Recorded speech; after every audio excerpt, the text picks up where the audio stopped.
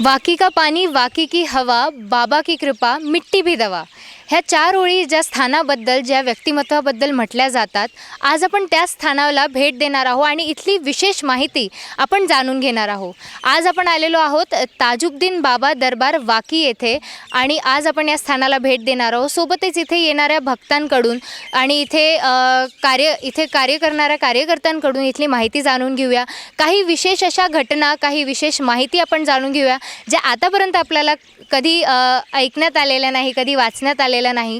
बाबा ताजुद्दीनचं नाव आपण भरपूर ऐकलेलं आहे, पण त्यांची सुरुवात कशी झाली, ह्या स्थानाची सुरुवात कशी झाली, ह्या सर्व माहिती अशा छोट्या छोट्या गोष्टी आणि अनेक प्रसंग आपण जाणून घेऊया. चला तर जास्त वेळ व्यर्थ न करता आपण या स्थानाला भेट देऊया आणि लोकांचे अनुभवसुद्धा जाणून घेऊया.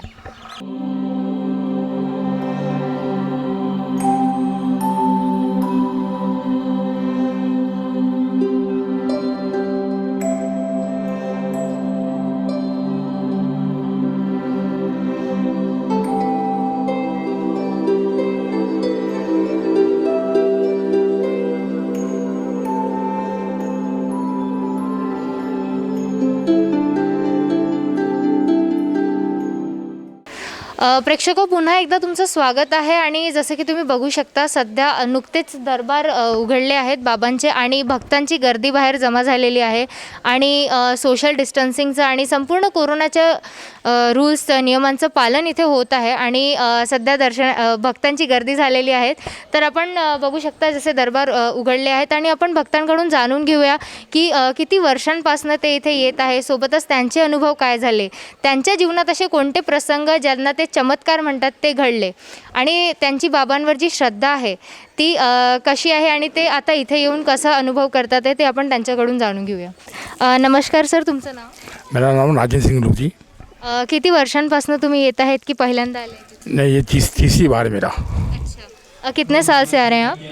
यहाँ कम से कम अभी तो बहुत दिन के बाद आया हूँ मैं, 2 साल के बाद आया हूँ. कसा अनुभव राहिला तुमचा? नहीं, अनुभव तो बहुत फर्क पड़ा मेरे को यहाँ का आने का. चमत्कारी जगह बाबा दिखे मेरे को, इसे फिर दर्शन करने आया हूँ मैं बाबा के फिर से. अच्छा, आणि एखादा असा प्रसंग सांगा तुमच्या जीवनातला ज्याच्यात खूप मोठा बदल असा घडला? नहीं, ऐसा कुछ नहीं है अभी. मेरी उम्र ही 55 साल की है अभी.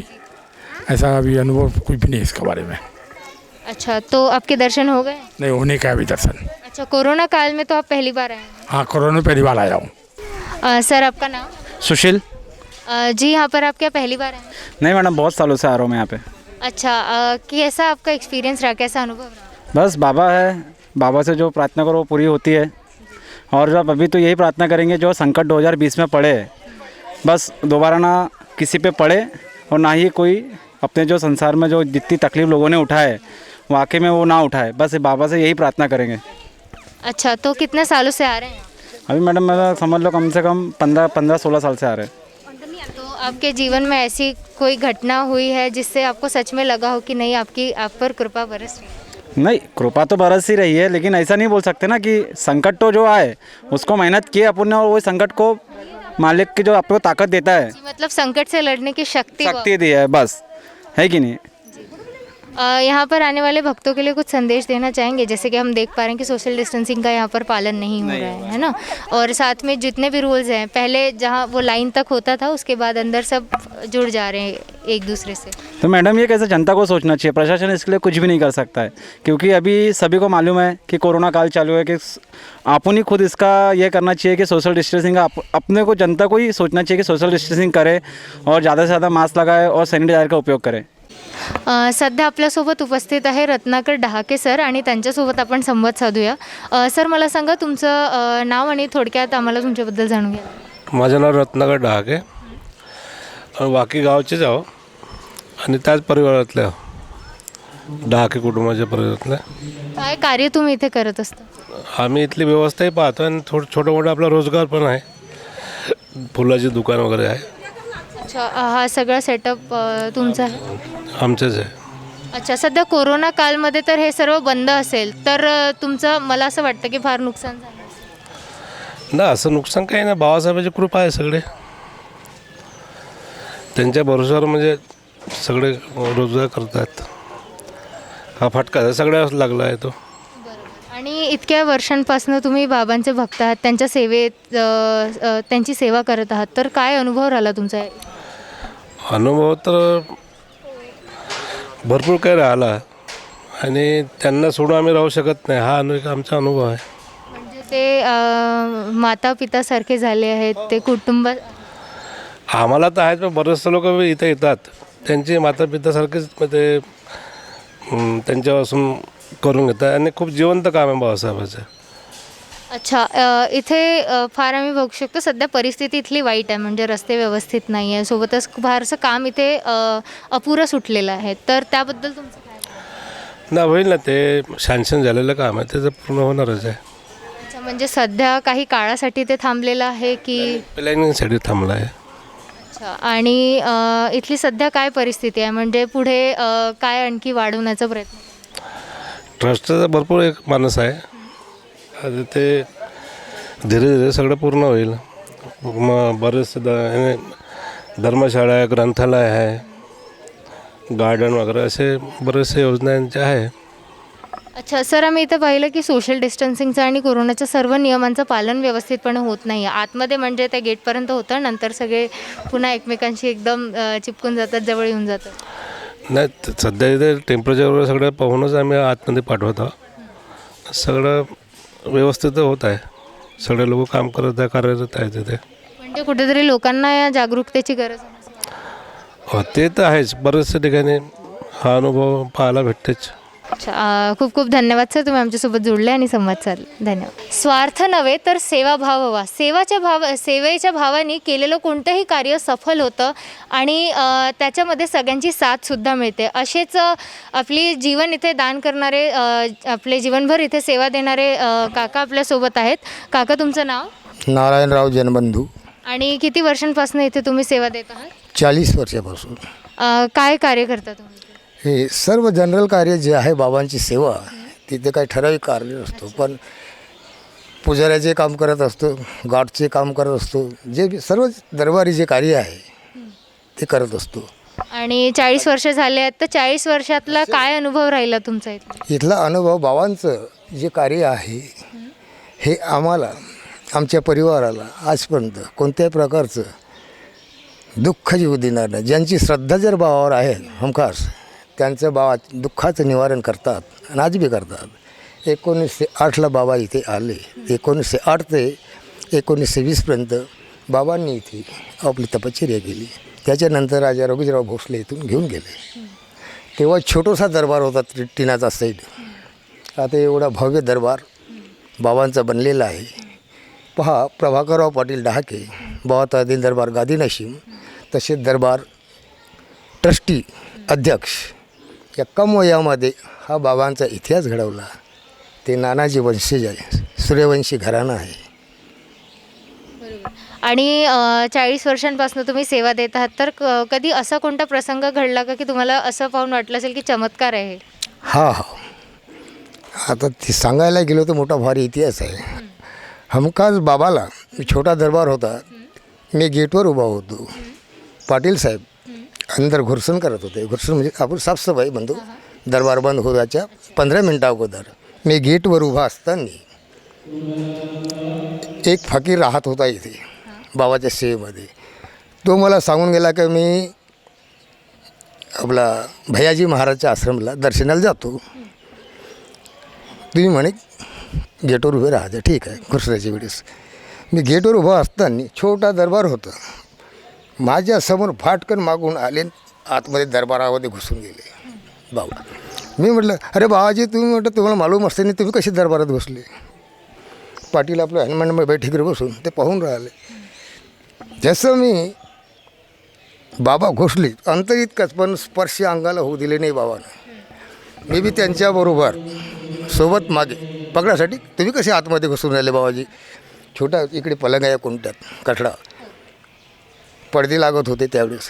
मी पडदे खुलवून राहिलो, पडदे खुलून पाहून राहिलो, खालतं वाकून पाहून राहिलो. गेटच्या अदृश्य दृष्टी होऊन गेली, दिसायची नाही. पण पाटील साहेब माझ्यासोबत बोलले नाही, ते समजून गेले की यांना काही चमत्कार घडला. ते पाहिलं, पुन्हा चुपचाप बाहेर येऊन गेलो आपल्या जागी, पुन्हा ड्युटीवर अटेन्शन. त्यावेळेस काय असते नियम, एकमेकासोबत काही लागलं काही मागायचं असलं ती साऱ्याने मौन धारण करून कार्य करावं लागतं. हा बाबाचा चमत्कार आहे. एक वेळेस चिंचेच्या झाडाखाली सकाळी मी चाललो, नारायणराव बोले चायले की हो बाबा चिंचेच्या झाडाखाली बसले का. पुराणे ते गवताचं आता शेतावर बनवतात आणि ते लाकडाची ठेवून बाबा बसले. आता मला बिडी पिण्याचा शौक आजी आहे ते सांगतो माहिती. आता म्हटलं आता चायचा ऑर्डर देतो, बिडी घेऊन घेऊ. बाबा बसले. हे जे चिंच आहे आता हे कोपऱ्यामध्ये तिथं धुणं होतं. एक मस्तन बाबा राहत होते. क्या रे बोले बीड़ी पीना है.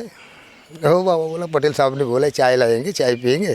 तो बाबा समझ बीड़ी पीण्याची इच्छा तर माझी मनात होती. तर बाबाला कळलं बाबा तिथं तो अरे बीड़ी पीना है. हो बाबा बोला बीड़ी तो पीना है और चाय भी लेके जाना है. हा बोले ले हो बीड़ी. माझं भरम उडलं काही इथं मोरीची नाही काही नाही काही नाही. आणि हे कसं बा कोण काही नाही काही वाटलं नाही. गेलो बिडी दिली माझ्या हाती. येलो बिडी मी बिडी घेतली. बिडी हाती येता बरोबर गुलाबाचं फूल बनलं. स्वप्नातली नाही हकीकत है. हे पहिली वेळ पाटील साहेब किसको बताना नहीं. अब तुमने पूछे तो तुमको बता रहा है. माझी नजर बिडीची गुलाबाचं फूल बनली. इतक्याच नजरेमध्ये बाबा तितक्या दूर लांबवर मोरची गायब. भरम माझा उडला. मी बाबाच्या मागं धावून राहिलो फूल हातात. हे तरी कोणी हा पुरुष आहे. बाबा आपल्या चालीने चाललेले मी धावून राहिलो पण अंतर मिळायचं नाही.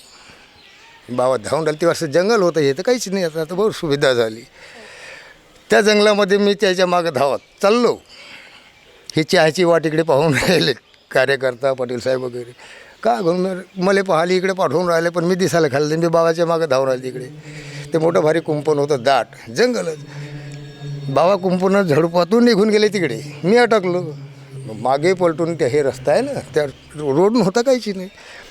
मग त्या रोडनं तिखाडं निघलो. मी झाडी झुडपी धुंडून राहिलो. तेव्हा स्कूलला तर कोणीतरी बाबा आहे पण माझ्या फुलावर बी भरम नाही. मग माझं नान लागलं त्या बाबाला पाहायचं. हे कोणी महापुरुष आहेत बाबा आहेत. म्हणजे प्रत्यक्ष अप्रत्यक्ष तुम्हाला पण त्यांचे दर्शन घडले. स्वप्नात नाही आखो देखी हकीकत माझ्या जीवनात असं तुमच्या चमत्कार घडले आहेत. अच्छा. आणि लोक इथे असतात काय मान्यता घेऊन येतात. म्हणजे भरपूर लोक असे पण येत असतात की ज्यांना असं वाटतं नाही अंधश्रद्धा आहे ही सगळी काही मान्य नाही. नाही असा कोणीही व्यक्ती नाही जो इथं येतो. आता अचानक आता एखाद्याची मनस्थिती पण असं बोलून दाखवत नाही. पण जे बी श्रद्धाळू येतात मोठ्या आशा घेऊन येतात त्याची मनोकामना बाबा पुरी करतात. एवढं माझ्या आशयात पाहिलं पूर्ण. जे बी त्यांची परेशानी असाल इथून काही जेव्हा मी हजारो का लाखो पाहिले आहे की दृष्ट होऊन जाणार. रडत आले तो इथून हसत जातो आज बी. म्हणजे श्रद्धा असली की दगडातही देव दिसतो. आहे. आणि बाबांवर जर श्रद्धा आहे तर नक्कीच इच्छा पूर्ण होईल. पक्की हे नक्की गोष्ट आहे. आज बी आता हल्ली बी तुम्ही विश्वास ठेवा 100% विश्वासानं. बाबा आता मार्केट आले मी बहुत सारे उपचार केले दवाखाने केले पण 4 वर्षे 5 वर्षे झाले की 10 वर्ष झाले माझी परेशानी दूर झालेली नाही. बाबा आता अख्री मला अमुक व्यक्तीने सांगितलं का अरे वाकीला बाबाच्या दरबारात बाबाचे पाय पकड. पहा जो 10 वर्ष काही डॉक्टरचे इलाज केले असेल तो इथे महिना 6 महिन्यात 40 दिवसामध्ये बाबा त्यांचं दुःखाचं निवारण किंवा आयुष्यात त्याच्यावर पुन्हा पलटून दुःख येत नाही. हे पक्कन एक बाबाचं आहे. तर खूपच आनंदाची बाब आहे. आणि हे सर्व आपल्या श्रद्धेवर असतं. जर तुमची श्रद्धा आहे तर तुम्हाला दगडातही देव दिसेल आणि जर तुमची श्रद्धा नाही तर देव स्वतः दर्शन देऊनही तुम्हाला देव दिसणार नाही. धन्यवाद तुम्ही आमच्यासोबत जुळले आणि तुम्ही तुमचा अनुभव आम्हाला सांगितला. धन्यवाद. आज बी तुम्ही आपण सध्या चर्चा करणार आहोत ताजुद्दीन बाबा दरबार ट्रस्ट येथील अध्यक्षांसोबत म्हणजेच प्रभाकर सरांसोबत. सर सर्वप्रथम तुमचा नमस्कार आणि स्वागत कृषी समृद्धी टी व्हीमध्ये. आम्ही या स्थानाला आज भेट दिली. खूप मान्यता आहे या स्थानाची आणि आपण इथले कमिटीचे अध्यक्ष आहात. तर काही प्रश्न आहेत काही आमच्यामध्ये उत्साह आहे ते आम्हाला तुमच्यासमोर प्रदर्शित करायचे आणि काही प्रश्न आहेत जे विचारायचे आहेत. तर सर्वप्रथम मला सांगा की इथली सुरुवात कशी झाली. बाबा इथे कधी आले आणि कशी या स्थानाची स्थापना झाली. ताजुद्दीन बाबा 1908ला या स्थळी आले. सर्वप्रथम आमचे जे पंजोबा होते काशीनाथ पाटील डहाके अच्छा. हे यांचं न्याय पंचायत चालायचं रामटेकला आणि यांना संधिवात झालेला होता. संधिवात झाल्यानंतर असल्यामुळे हे नेहमी ट्रीटमेंट करण्याकरता नागपूरला जात होते. तर डॉक्टर काशीनाथ पवनसकर हे सुप्रिटेंडंट पागलखान्याला होते आणि त्यांची पोस्ट सुप्रिटेंडेंट होती पागलखान्यामध्ये. डॉक्टर काशीनाथ पवनसकर आणि आमचे पंजोबा जे होते काशीनाथ पाटील डहाके यांचं मित्रत्व होतं.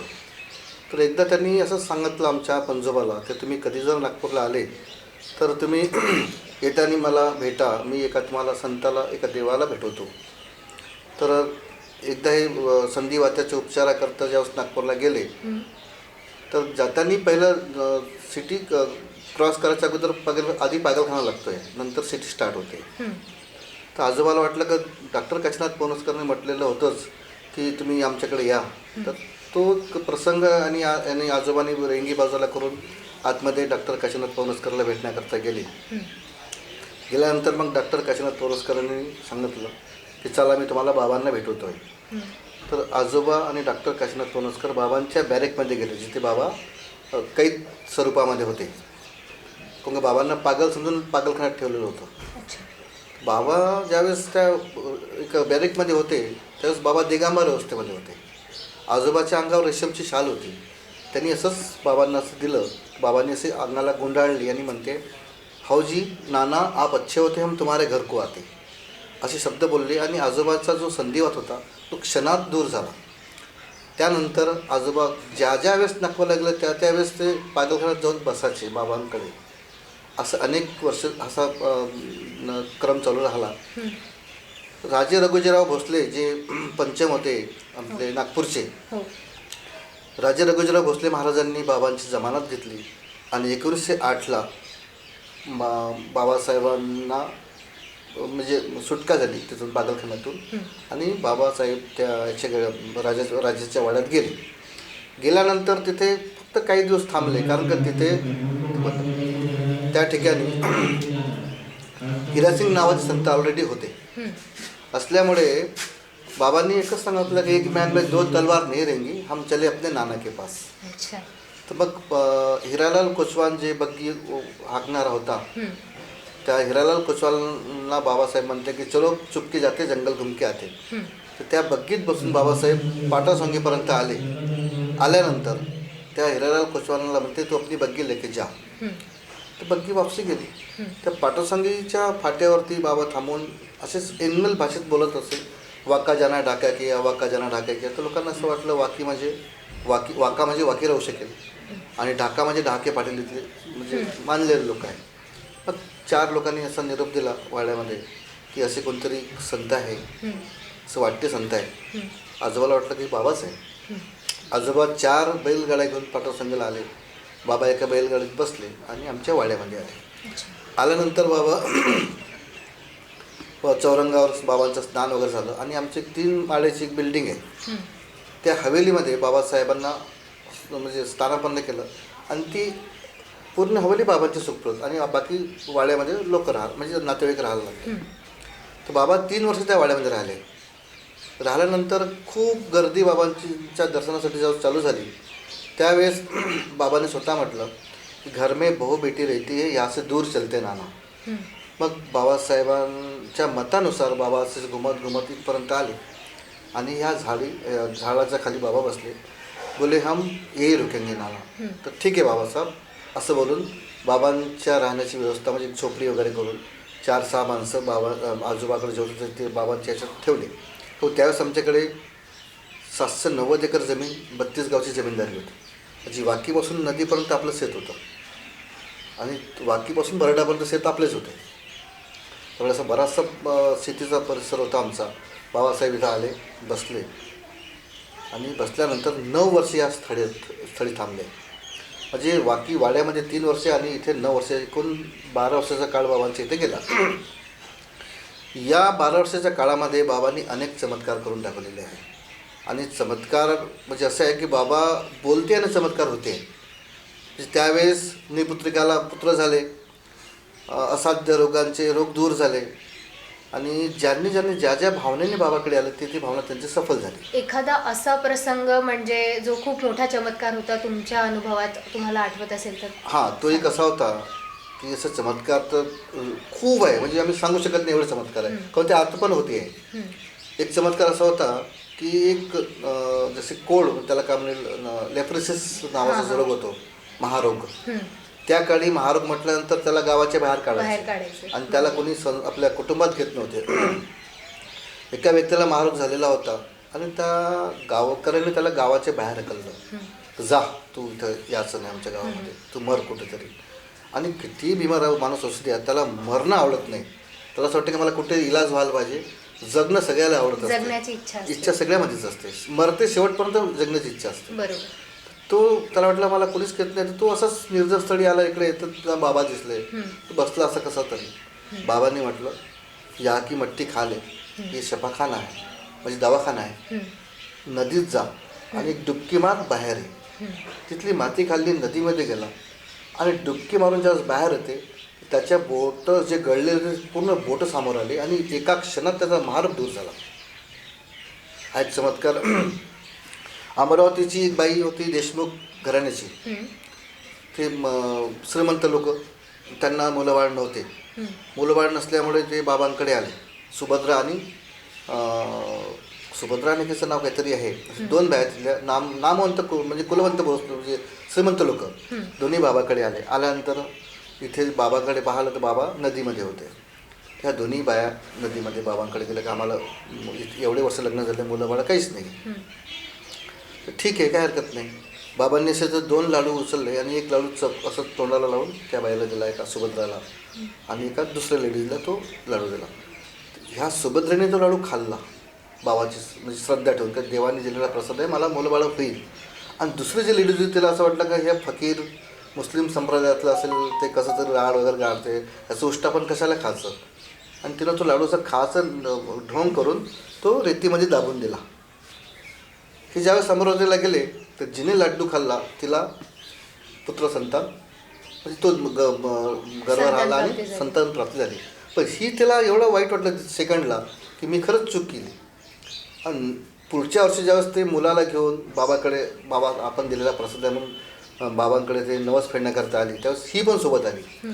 आल्यानंतर म्हणते की बाबा मेरे से बहुत बड़ी गलती होगी, तो मैं आप समझ नहीं पाई.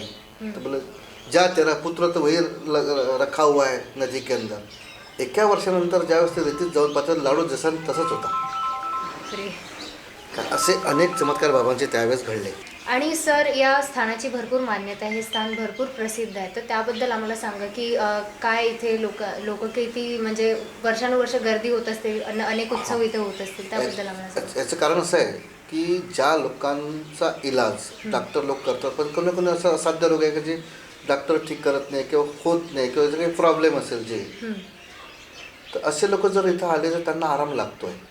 आता मी बरंचसं माझं जीवन चाललं या लाईनमध्ये पाहिलं की जे बाबांकडे ज्या श्रद्धेपोटी बाबांकडे आले, जे नवस घेऊन किंवा जे आपली डिमांड घेऊन बाबाकडे आले, त्यांच्या त्या डिमांड पूर्ण झालेल्या आहे.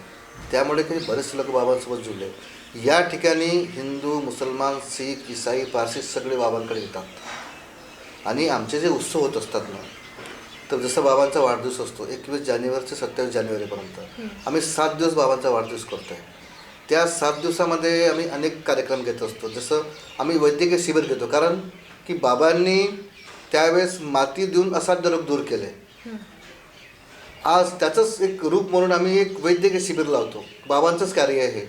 आणि नामवंत डॉक्टरला बोलून आम्ही गाव खेड्यातल्या तिथल्या लेडीज असतात, जेंट्स असतात, त्यांची निस्वार्थ आणि फुकट सेवा करत असतो. फारच छान उपक्रम आहे हा. सहसा कुठे धार्मिक स्थानांवर असे उपक्रम बघायला कमीच मिळतात. कारण का बाबांचा हा बाबांचं सिस्टम आहे. बाबांनी मानव उत्थानाकरता सगळं केलेलं कार्य आहे.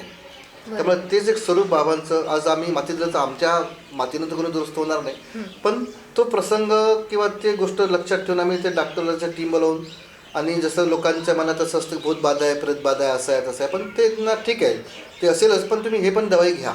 आणि त्यांना त्याचं करून त्यांना आराम लागतो आहे. जसे श्रद्धा असेल तर आराम लागणारच आहे.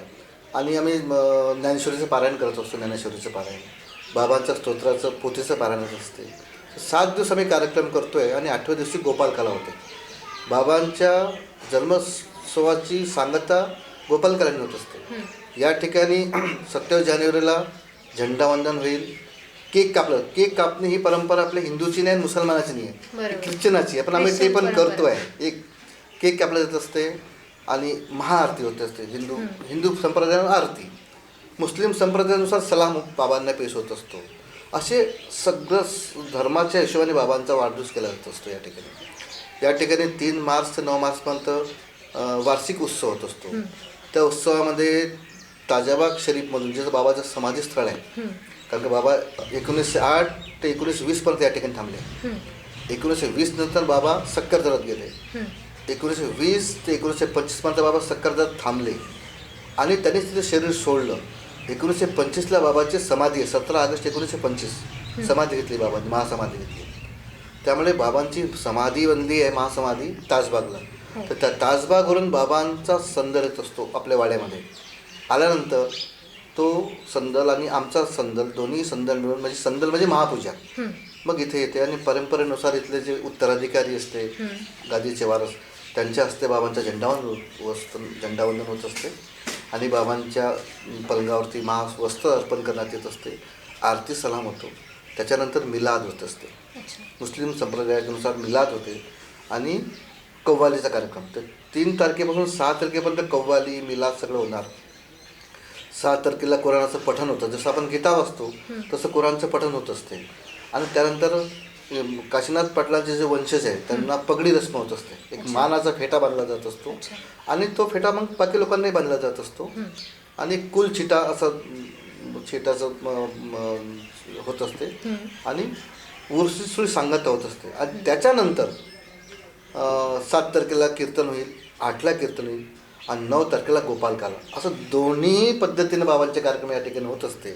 म्हणजे विविधतेमध्ये एकता. हा, एकता. आणि तुम्ही जर कधी बघाल या ठिकाणी कुलमध्ये हिंदू लोक बरेच संख्येने असतात. हो, मुस्लिम असणारच पण हिंदू असतात. आणि गोपालकाल्यामध्ये हिंदू असणार पण मुस्लिम पण असतात. म्हणजे करतो म्हणजे नाही, इथे लोक सहभाग सुद्धा घेत म्हणजे असतात. लोक धर्माचा विचार नाही करत. नाही, इथं त्यांच्यावर एकच त्यांची धर्म श्रद्धा आहे. आहे. इथं एकच धर्म, मानवताही धर्म आहे. कारण कसं झालं, एकदा बाबांकडे हनुमान नावाचा ब्राह्मण दर्शन करण्याकरता बाबाकडे आला.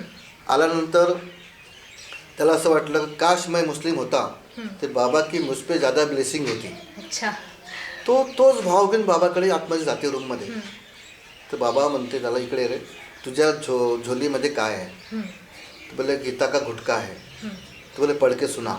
मग तो गीताचा गुटका म्हणजे तो छोटी लाईक तो छोटा त्याने ते वाचून श्लोक दाखवले बाबांना. तर बाबा असं म्हणते, इसमें भी तो हम है, अपने धर्म का पालन करो, दुसरे धर्म का आदर करो, मानवताही धर्म आहे. आणि आम्ही तोच शिकवण बाबांची घेतली आहे. त्यामुळे आम्ही हिंदू किंवा मुसलमान हा भाग आमच्याकडे नाही आहे.